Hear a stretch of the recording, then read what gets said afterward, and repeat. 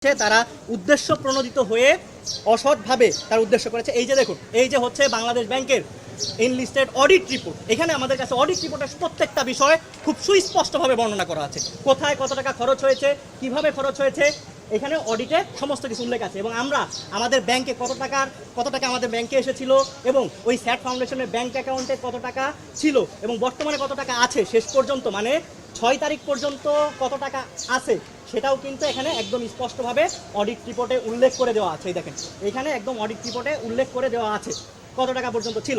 তো সেই জায়গা থেকে আমাদের খরচ হয়েছিল 99,02,000 টাকা। আমাদের মোট খরচ হয়েছিল এই প্রত্যেকটা বিষয় করতে আমাদের খরচ হয়েছিল 99,02,000 টাকা। এরপরে আমাদের অডিট বিল উপস্থাপন করতে হয়েছে।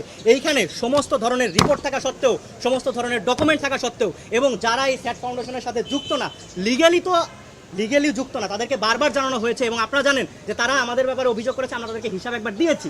তো হিসাব একবার দেওয়ার পরে, সমস্ত ডকুমেন্টস দেখানোর পরে, তারপরেও যদি এই ধরনের সংবাদ সম্মেলন করা হয়, এবং সেটা হচ্ছে আমরা এনসিপিতে যোগদানের পরে কেন এই সংবাদ সম্মেলন করা হবে?